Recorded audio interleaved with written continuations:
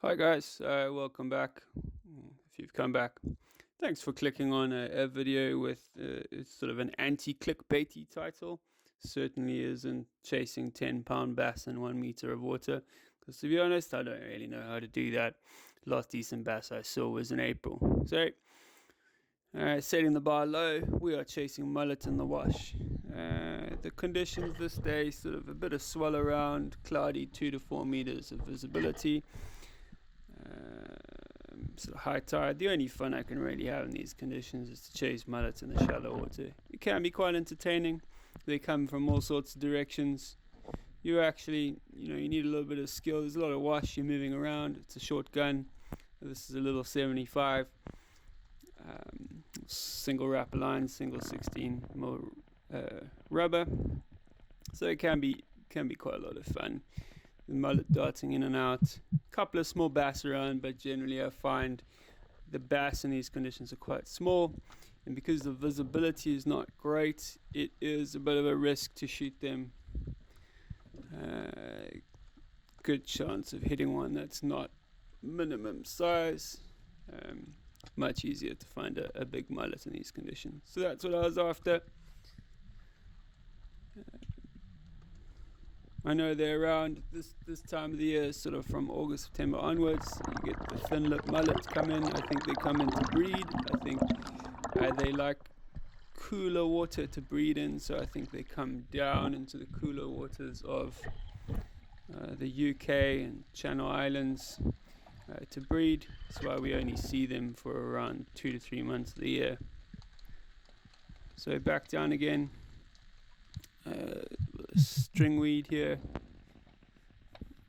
slowly working my way along the cliff face.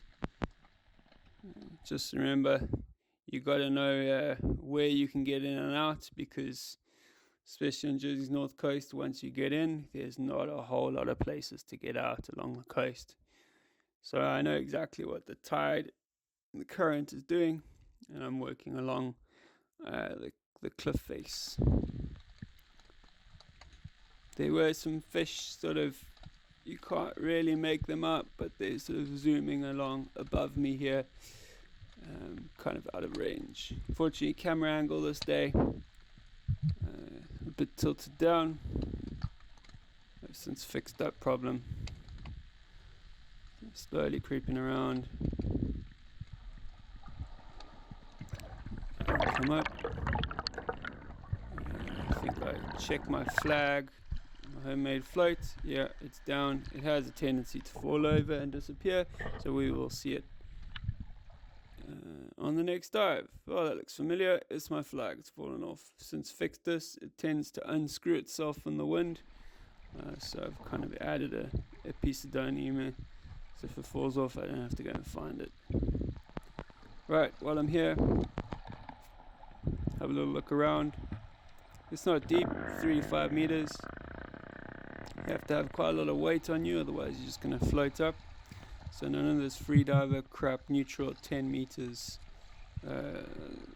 which I keep hearing in some circles. If you only dive in 5, you don't want to be neutral 10, because you're just going to float to the surface. That's not safety advice, so please don't follow it. Fish comes in and disappears. I obviously chase after it like an amateur, and some more fish come in over the top and disappear.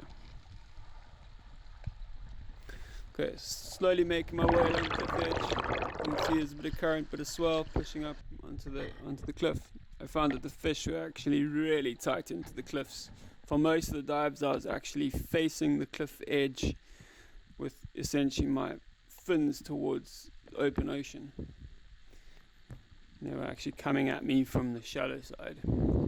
Waiting again here.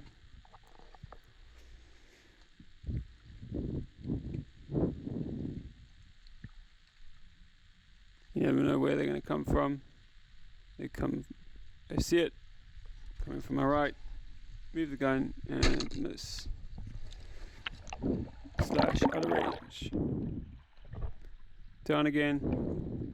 Getting marginally frustrated at this stage. They're only mullet. Come on, Surely I can hit one. So I drop down here, kind of use this rock for cover, hoping that they'll come sort of left to right around the rock and therefore be in range. Obviously not what happens.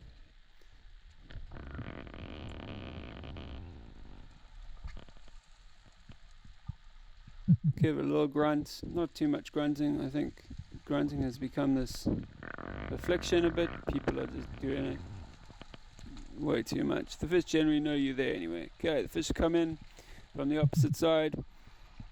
I try and slowly move around, not that slow. The wave / current is not pushing me onto this rock. I'm trying to stay behind the rock. All the fish are sort of milling about in front of the rock, darting in and out. Small bass, pass. And I give up, and usually when you give up and are turning to the surface, that's when the thin lips come in. So when you're hunting them, I shoot a lot of them once I'm returning to the surface. Missed that one. This one gets even closer, and god damn it, extremely frustrating. Again, up against the cliff edge. Back down. I find a nice little handhold here because I'm not. There's my little handhold, so now I can keep still. This is only sort of 3 meters of water.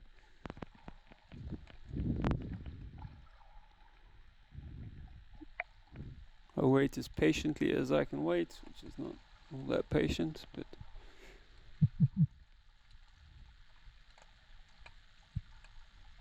trying not to swivel my head too much, but the fish do seem to be coming from strange directions. I spot one, hit it. I hit it high. Decent fish, around 45 centimeters. Nice thin lip mullet. I can see that it's hit high. That is a huge risk of tearing out right there. So we've got to bring it up gingerly. I find if you touch the spear or the fish, it'll go nuts and tear off. So I'm trying to think about how to grab this fish without touching the fish with the spear. I touch the spear and then grab the fish before it can tear off. Okay, one fish in the bag. Back down further along the cliff edge. Lots of wash in this video, going backwards and forwards, backwards and forwards. I used to get seasick from this, but I think I've just done it so much that I've sort of cured myself of the seasickness. Right, a couple of fish above. Unfortunately, camera angle's not great. There are some thick lips zooming around above me. Pick one out, take a shot.